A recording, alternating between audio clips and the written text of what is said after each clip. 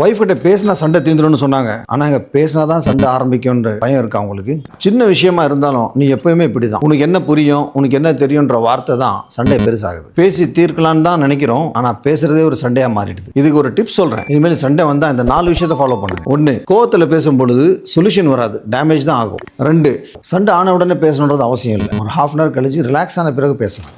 3, ஒரு மூட் சேஞ்சுக்காக வேண்டி tea, coffee, juice offer பண்ணுங்க, அந்த மாதிரி ரிலாக்ஸாக பேசுங்க. 4, நெகட்டிவ் வார்த்தைகளை அவாய்ட் பண்ணுங்க. க்ளோஸ் எண்டட் கொஸ்டின்ஸ் அவாய்ட் பண்ணுங்க, ஓப்பன் எண்டட் கொஸ்டினை கேளுங்க. உதாரணத்துக்கு க்ளோஸ் எண்டட், நீங்க எத்தனை இட்லி சாப்பிட்டீங்க கவுண்ட் பண்ணி சொல்லுவாங்க, 1 2 ஸ்டாப் பண்ணிடுவாங்க. நீங்க என்ன சாப்பிட்டீங்கன்னு கேட்டு பாருங்களேன், நான் இட்லி சாப்பிட்டேன், சட்னி சாப்பிட்டேன், தோசை சாப்பிட்டேன்னு அடிக்கிட்டே போவாங்க. இதே மாதிரி வார்த்தைகளை ஓப்பன் எண்டடா கேளுங்க, நல்ல ரிசல்ட் கிடைக்கும். அடிஷ்னலா எப்போ பிரச்சனை வந்தாலும் இந்த பிரச்சனைக்கான விஷயம் மட்டும் பேசுங்க. 2 வருஷம் பழைய கதை, பழைய விஷயங்கள்லாம் இழுத்து போட்டு பேசுறது அவாய்ட் பண்ணணும்னா சிறப்பாக இருக்கலாம். அடிக்கடி சண்டை வரதுனால லவ் இல்லைன்னு இல்லை, மிஸ் அண்டர்ஸ்டாண்டிங் இருந்தாலும் மெச்சூரா ஹேண்டில் பண்ணலாமே. ஆர்குமெண்ட்ல ஜெயிக்கணும்னு நினைக்காதீங்க, லவ்ல ஜெயிங்க.